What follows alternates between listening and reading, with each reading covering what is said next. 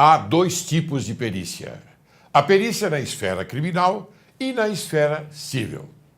Ambas se direcionam no sentido de esclarecer determinados aspectos que comprovam fatos do processo. O conceito é significativo, é o rastro, a pista ou o indício que deixa os sinais aparentes da sua prática. É uma atividade técnico-científica prevista no Código de Processo Penal, indispensável para a elucidação de crimes quando houver vestígios. É realizada por meio da ciência forense, responsável por auxiliar na produção do exame pericial e na interpretação correta de vestígios.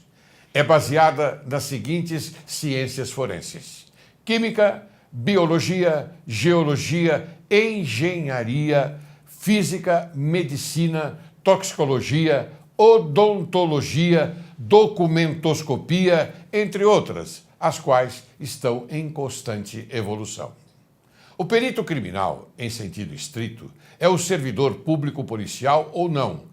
Pertence aos quadros dos institutos de criminalística, dos institutos de perícias, de identificação e dos órgãos de polícia científica e afins, que está devidamente investido por concurso público nos cargos de nível superior elencados na Lei 12.030/2009.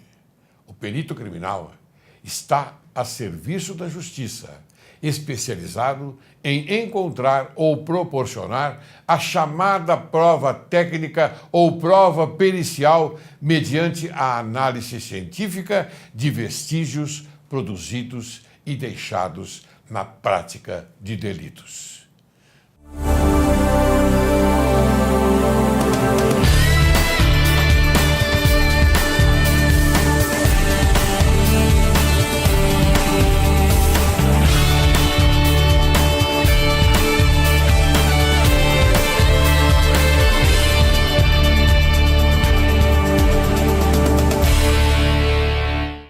Caro telespectador, hoje Direito e Justiça em Foco conversa com o excelente engenheiro civil, Dr. Luiz Felipe Proust de Souza. Nós vamos tratar de um tema importantíssimo para o seu conhecimento, é a perícia no processo em geral. Quem é o Dr. Luiz Felipe Proust de Souza? Engenheiro civil, agrimensor e de segurança do trabalho e administrador formado pela Universidade Mackenzie. Especialista em gestão ambiental pela Escola Politécnica da USP, mestre em saneamento ambiental também pela Universidade Mackenzie. Pós-graduado em construção civil pela Escola Politécnica da USP. Foi professor da Universidade Mackenzie, Universidade São Judas Tadeu, Fundação Armando Álvares Penteado, FAAP, e Universidade Santa Cecília. Perito judicial do Tribunal de Justiça do Estado de São Paulo há 44 anos. Ministrou diversos congressos, seminários e palestras na área de perícias e avaliações de engenharia. Membro fundador do capítulo brasileiro da Federação Internacional de Profissões Imobiliárias, FIABSE, com sede em Paris. Membro do Instituto de Engenharia de São Paulo e do IBAP, Instituto Brasileiro de Avaliações e Perícias de Engenharia. Agraciado com o grau de comendador pela Ordem Cruz do Anhembi, Sociedade Amigos da Cidade de São Paulo. Como vai, Luiz? Tudo bem? Tudo bem, graças a Deus. Ótimo. É uma grande honra tê-lo aqui para falar sobre esse tema que nós entendemos bastante importante e relevante para mostrar à sociedade o que significa o processo penal, a perícia no processo em geral. Eu falei em processo penal, abrange também o processo penal naturalmente. Mas vamos conversar. E eu já tenho uma primeira pergunta para você. Pois não. Vai responder? Vamos lá. Vamos lá. Como exercem suas funções os peritos judiciais e seus assistentes técnicos na atualidade? Bom, inicialmente o juiz, uma vez visto que há necessidade de uma prova técnica, né, de uma perícia, Sim. que abrange todas as outras provas em direito, que nós sabemos, né, a confissão, a documental, a testemunhal e a própria presunção, né, ele vai, então, exigir esta prova técnica. E, para isso, ele vai nomear um perito, um profissional da área, devidamente habilitado, né, que vai ser uma pessoa de confiança desse juiz, né, e ele, uma vez nomeado, ele está juramentado automaticamente. Hoje em dia ele já está juramentado, uma vez nomeado, porque no passado você tinha que ir ao cartório firmar esse termo de compromisso. Hoje, sim? Exatamente. Antigamente havia esse juramento. O cartório da vara. Da vara. Certo. No passado era assim. Né? Mas hoje não há necessidade dessa burocracia, né? Não. Hoje automaticamente você já está juramentado. Você vai ser, então, os olhos técnicos do meritíssimo juiz. Do magistrado, exatamente. Naquele processo. Naquele assunto. Tudo bem. Né? Ele tem que ser, logicamente, um especialista naquele assunto. Certo. Os peritos devem ser, pela própria lei, pelo próprio código, eles têm que ser profissionais de nível superior e especialistas no assunto. Isso está inserido no próprio Código de Processo Civil. Né? Muito bem. Então, uma vez nomeado, os juízes têm dois caminhos. Ou ele arbitra um honorário ou um honorário provisório, ou ele pede para o perito estimar esses honorários. Né? E nós temos uma série de tabelas, que depois nós podemos falar, nós temos tabelas oficiais, né, de nossas associações, né, em que a gente faz uma estimativa e o juiz manda a apreciação das partes. Né? Muito bem. E as partes, obviamente, elas terão que depositar essa quantia para os honorários previamente, para poder o juiz determinar o início da perícia e dar um prazo para a elaboração do laudo inicial. Né? Me diga uma coisa, as partes podem contratar peritos também para defendê-las sem a anuência do perito oficial? Veja, as partes vão nomear os seus assistentes técnicos. Sim. Então, para se entender melhor isto, vamos ver o que aconteceu no passado. Quando eu comecei, na década de 70, até 1972, 72 é o novo código, o código que o pessoal chama de Código Buzaide, não é isso? Antes, as partes indicavam cada uma um profissional, um engenheiro, no caso estamos falando de perícias de engenharia, né? E que eles apresentavam o réu, o autor, o seu perito, e que ia ao juízo, ele era juramentado lá. Ele não do juiz. Naquela perícia, né, naquele litígio sobre aquele assunto técnico, ele era de fé pública, porque ele juramentava. Perfeito. Só que normalmente a coisa na prática não funcionava bem assim. Cada um puxava, vamos dizer, desculpe, mas a sardinha para um determinado lado. Exatamente. Então acabava o juiz nomeando um terceiro, que era o desempatador. Que era o perito dele de confiança, que ia analisar os dois laudos e dar a sua sentença técnica final. Mas agora, então... O que aconteceu com o novo código a partir de 72? A partir de 72, inverteu tudo. Né? O juiz nomeia o perito oficial e as partes nomeiam os seus assistentes técnicos, que na atualidade eles são considerados como advogados técnicos das partes. Eles não são mais juramentados. Esta é uma questão que nós devemos discutir muito, porque isso dificulta muito a assistência técnica. Na realidade, antes era o perito e os assistentes juramentados. Sim. Então isso compunha a perícia. Né? E hoje, como está? O perito e os assistentes que assessoram este perito, mas eles são contratados pela parte e não mais juramentados.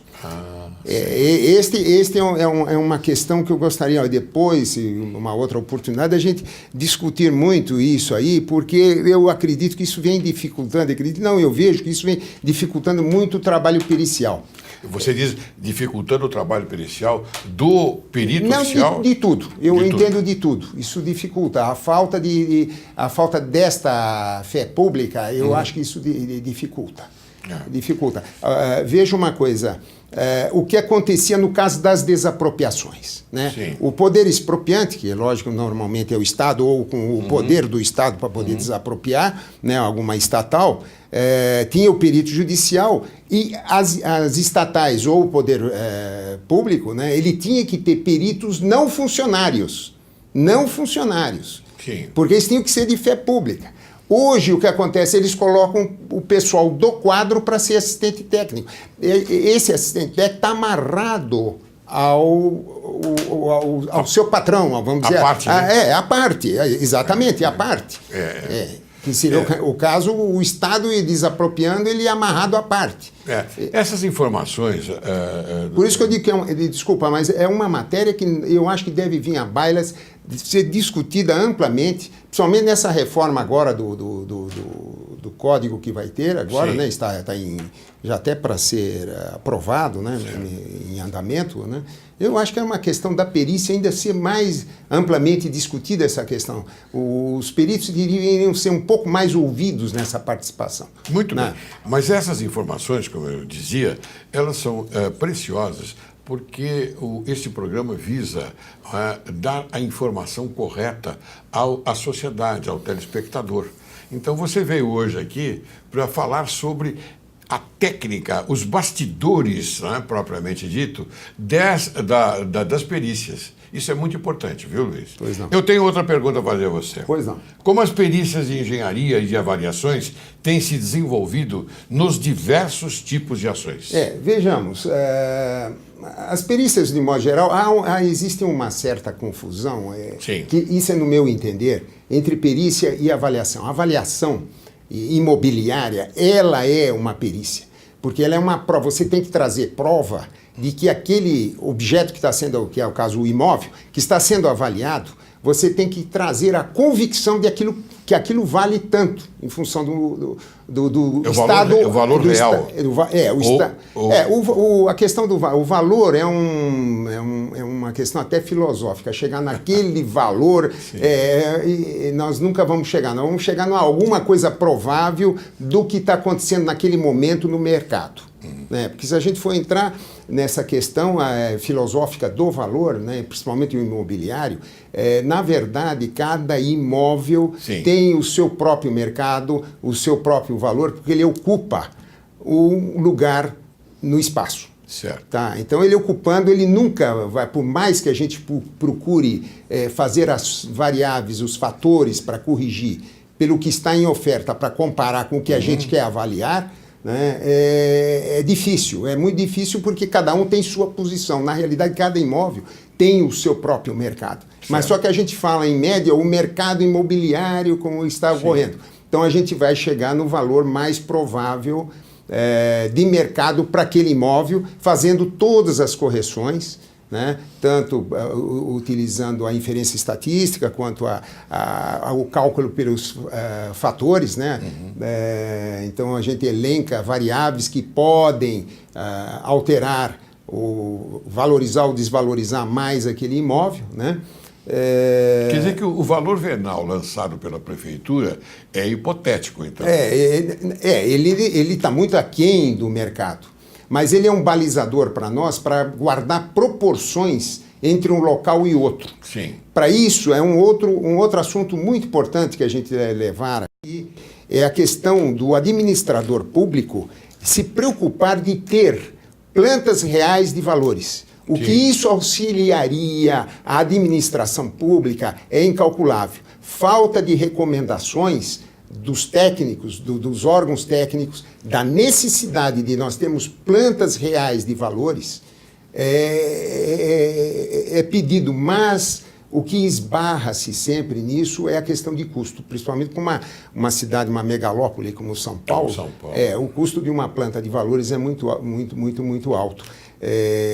Isso até se poderia ser feito parcialmente para a gente ter uma atualização e o governo ter esses valores, e isso auxilia muito nas avaliações, nas desapropriações. Muito bem.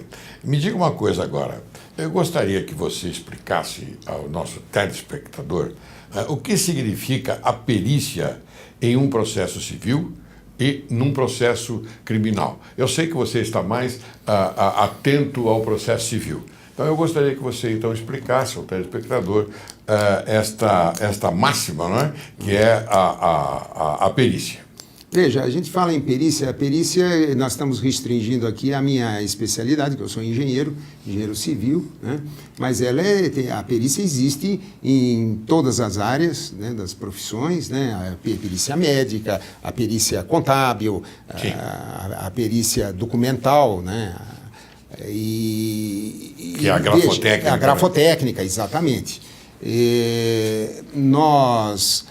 Na perícia, no âmbito civil, como eu disse, o juiz saneia o processo, nomeia a sua pessoa de confiança, hoje em dia, estima os honorários, ou pede para o perito estimar esses honorários, né? Ele faz essa apresentação às partes, né? E o perito, ele deve, pela lei, convocar seus assistentes técnicos, marcar data e hora para a realização das diligências, né? Veja, o perito, uma coisa que eu tenho que ficar bem claro, o perito não é um órgão público, o perito é uma pessoa física, pela lei. Ele tem que ser uma pessoa física, ele não pode delegar a perícia para terceiros, né? Isso é um problema muito sério. O perito tem que vistoriar o objeto, ele tem que examinar ou vistoriar o objeto da perícia, né? Ele pode, o perito, logicamente, delegar alguns trabalhos de um levantamento, uma planta, uma pesquisa de valores. Isso é normal, o perito fazer uma ajuda na redação, mas ele tem que estar à testa e ele dar o seu parecer final, conclusivo neste laudo. Isso é dele intransferível. Quer dizer, esse é como ele funciona no processo, né? Ele tem que dar um parecer fundamentado, não é? Para que o juiz possa, então, decidir aquela questão. Exatamente. E não no âmbito civil, a coisa funciona assim. Já no âmbito criminal, eu não tenho muita experiência no âmbito criminal, mas já atuei, né, principalmente na parte de marcas e patentes, né, eram equipamentos de engenharia civil, né? Normalmente, no crime, ele nomeia dois, o perito, o técnico, no caso, o engenheiro, que foi o caso, e um advogado para analisar qualquer questão de contratos, a questão jurídica, que é um perito oficial na área de direito. Ele acompanha junto, né, no caso da busca e da apreensão. Muito bem. Então, quer dizer que nós ficamos aqui consignado, caro telespectador, que quem nomeia o perito oficial, não é o magistrado, é a jurisdição através do seu magistrado, correto? Correto. Muito bem. Atualmente, como é desenvolvida por nossos tribunais a perícia de engenharia como prova técnica? Bom, como eu disse, o perito marca a data da diligência, conjuntamente com os assistentes. Ele lá tem toda a liberdade de ouvir as partes, se necessário, testemunhas, examinar provas documentais, provas testemunhais, né, ter todas as medições, né, conjuntamente com os assistentes que têm o dever de assessorar esse perito. Sim. Né? Daí ele vai para o escritório fazer a redação, né? Colhe todas as fotos e etc., todos esses documentos, e reúne tudo isso. Ele vai fazer a redação desse laudo, né? Como qualquer peça técnica, o laudo ele tem um começo, um meio e um fim. Esse começo é o objetivo do laudo, a justificativa por que ele está fazendo esse laudo, a metodologia que ele vai utilizar, né? Depois vem o meio, que é vistoria, a data, o local, o endereço daquilo que ele examinou, vistoriou, né? Tira as conclusões, as partes apresentaram quesitos, tanto o réu como o autor, né? Ele vai responder todos esses quesitos, né? E vai fazer a sua conclusão final. O item conclusão tem que ter no laudo, né? A não ser por alguma questão o laudo ficar inconclusivo por alguma impossibilidade de exame ou faltar alguma prova, alguma coisa que não dá para ele ter a convicção para ter esta conclusão. Isso precisa ficar claro no item conclusão. E, em seguida, às vezes, há laudos que a gente põe mais um item, que é recomendações. Recomendando tanto as partes, quanto, lógico que a gente está fazendo, o perito oficial está fazendo para o juiz, né? Sim. Então, recomendando o juiz uma série de questões, né? Então, na realidade, eu enxergo particularmente que nesta conclusão, ela é uma sentença técnica. Né? Ela é uma sentença técnica. Agora, se o juiz vai ou não se valer deste laudo, aí é uma outra questão. Ele pode até deixar de lado os três laudos dos assistentes, a manifestação divergente dos assistentes, se houver, né? Pode haver manifestação concordante ou pode haver manifestação divergente, né? Então, isso vai caber então, aos assistentes e a decisão final do juiz. Pode ser que outras provas que ele tenha, em audiência, tenha colhido, ou dentro dos autos que tenha trazido, né, venha a satisfazer a sua convicção para dar uma decisão, uma respeitável sentença do tribunal. Porque aí, então, entra a convicção do magistrado, não é? A convicção sobre o tema, sobre aquele assunto, sobre a questão que está sendo discutida. Exatamente. Aí prevalece a convicção do magistrado. Ele pode até, num certo momento, afastar todo aquele trabalho feito pelo perito, pelos assistentes, para poder, então, exercer a sua atividade jurisdicional no sentido de decidir a questão, não é? De acordo com a sua convicção, é isso, não é? Exatamente. São duas. Uma convicção é a convicção do perito, a convicção técnica, que eu digo, é uma sentença técnica que ele está dando ali, né? Claro. Aí não é a sentença do processo, de maneira nenhuma. Claro. E o processo é do juiz, ele é que vai dar a decisão final baseada em todos os argumentos que... Agora, tem uma coisa muito importante que eu devo dizer, porque quando se fez esse código novo aí de 72, né? Os prazos eram comuns dos assistentes. Então, a gente fazia a reunião com os assistentes. Eu procuro fazer até hoje essa reunião com os assistentes. Né? Havendo divergência, no próprio corpo, a lei dizia isso, o código dizia, né? No próprio corpo, ele colocava os motivos da sua divergência. Ótimo. Né? E é muito mais rápido dessa forma. Claro. Mas aí mais objetivo. Né? O pessoal no caso, vamos ir para a desapropriação, né?